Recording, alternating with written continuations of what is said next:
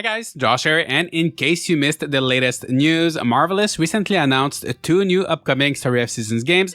They don't have any names yet, but for one of them, we got a bit of footage, and it looks like it will be reusing a lot of models from Pioneers of Lifetown, and it will be in line with the classic Story of Seasons titles. And the other game was only shown through some artwork, and it featured recognizable protagonists from previous entries, and all we know is that it will be a game you'll get to play with other people. So in this video, I wanted to discuss some things I would love to see in future Story of Seasons games. It doesn't matter which one of these 2 games specifically, as we don't know too much about them yet, but if these features make it into at least one of these 2 upcoming games, I will be very happy. Let's start, and the first thing I would love to see in the next Story of Seasons games is a properly executed decoration system. In Pioneers of Lifetown, you could decorate your farm, but options were a bit limited. You couldn't rotate anything, you couldn't layer different items, for example placing things on top of paths, and even though I had fun decorating my farm, it did feel pretty restrictive. It was even worse inside the house because you could only place items in very specific spots, and once again, the inability to rotate made it hard to do basic things like placing chairs around a table or having a sofa facing a fireplace. Most recent farming games do have pretty good customization options and ways to decorate your farm. Even older games in the Story of Seasons series did, so I would love for the next games to expand a bit more on that. I love spending tons of hours decorating my farm, especially later in game when there's usually not that much left to do.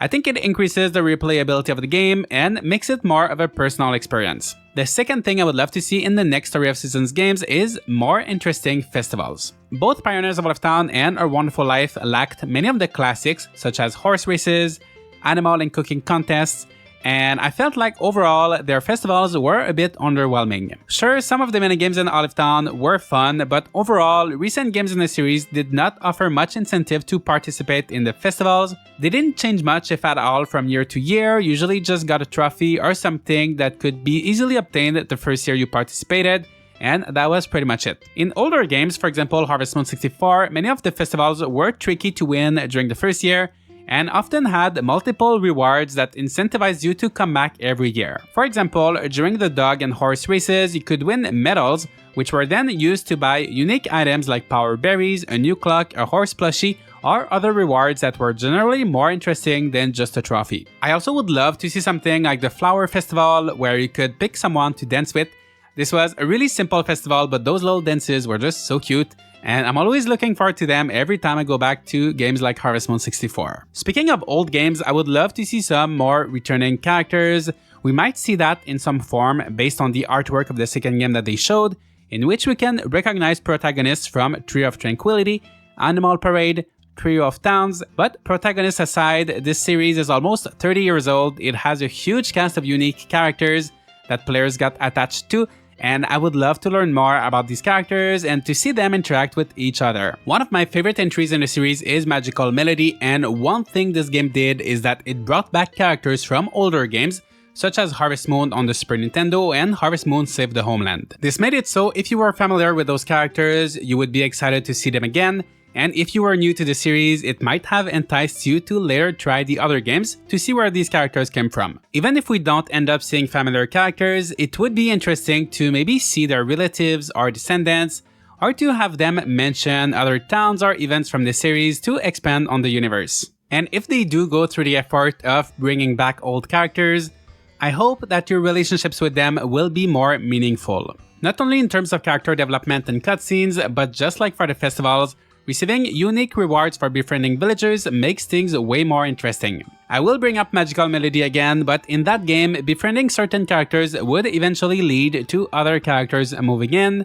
Also in A Wonderful Life, even more so with the remake, almost every character will reward you for their friendship with things like outfits, music records, or tool upgrades. For the first time in a very long time, I actually went out of my way to befriend everybody in a farming game, and it was totally worth it and very satisfying to do. It would be great if the series continued in that same direction with concrete rewards for working on your relationships. In the same vein, I would love more interactions with your family.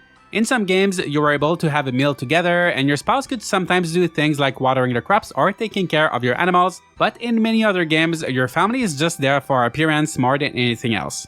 I would love the ability to actually work with your family members, like in Friends of the Great Kingdom, where your friends could help you with watering their crops, fishing, and mining. This was one of my favorite features of that game as it made daily chores a lot more fun and you didn't have the feeling that you were the only person actually working on the farm. Also, in most games, once your relationships are maxed out with your family members, there isn't much incentive to keep talking to them or giving them gifts. To fix this, I think it could be a good idea to have a system where your actions towards them would influence their daily behavior. For example, giving your spouse a gift could increase their chances of helping you with the farm work the following day, or to prepare a meal for you. Overall, I just want the people I live with to do more than just walk around the farm and the house all day long. And on the topic of walking, I would love more areas to explore. In Pioneers of Lifetown, even though your farmland was pretty large, there was no proper forest or mountain area to explore and gather resources in. In A Wonderful Life, there is a bit of nature around the valley, but it's fairly small and you won't discover anything new or surprising. I don't think it's necessary for farming games to have huge open worlds. In fact, I much prefer carefully crafted, smaller worlds, but I would still love for the next games to be slightly bigger and to have proper forest and mountain areas to explore. In A New Beginning, there were different sections of the forest that were blocked off, and you had to find music sheets around the world and play the music correctly on some tree stumps, after which the sprites would unlock a new area of the forest, allowing you to progress further and access more resources. I thought this was really interesting as it added elements of progression and exploration, and it kept the forest area interesting for a long time. Lastly, I would love for those areas that we explore to vary with the seasons. After all, this series is called Story of Seasons. Most games are pretty good at making things look different from one season to the next. My favorite one for this being A Wonderful Life, where seasonal changes are gradual. So, for example, you can start seeing autumn colors at the end of summer, instead of a sudden change from green to orange on the first day of autumn. However, what I would like here are actual changes in terms of gameplay. So in games like Harvest Moon 64 or Back to Nature, in winter you could not grow crops unless you had the very expensive greenhouse. However, you could access mines that were not available during the rest of the year, where you could obtain unique resources. This made it so winter felt pretty different in terms of gameplay and offered a nice change of pace before starting the new year. More recent entries in the series allow you to grow crops in winter just like at any other time of the year, which in my opinion makes the flow of the seasons less interesting. Not growing crops and accessing a new mine in winter are just a few things older games did, but I think there's much more that could be done. For example, maybe spring could be a breeding season for animals, and if you breed them during that month, the offspring would have increased stats, or something like that. In summer, a river could dry up, giving you access to a new area where you could obtain new resources, meet special characters, or some wild animals. In autumn, there could be a minigame or a special area where you could forage mushrooms, and I'm thinking of something more than just mushrooms spawning in the forest and picking them up, but a proper activity like fishing or mining that would come with its own game mechanics, but with the goal of collecting mushrooms. These are just a few ideas, but there are so many ways seasons could be made more distinct from each other, and make it so players don't get bored doing the same exact thing all year round. So these are the main features I would love to see in the next Story of Seasons games. Do you agree or disagree with my list? Let me know in the comments and tell me what you would like to see in the next games. And of course, I will be covering these next Story of Seasons games a lot leading up to their releases, so feel free to subscribe if you don't want to miss out, and I'll see you all in the next video.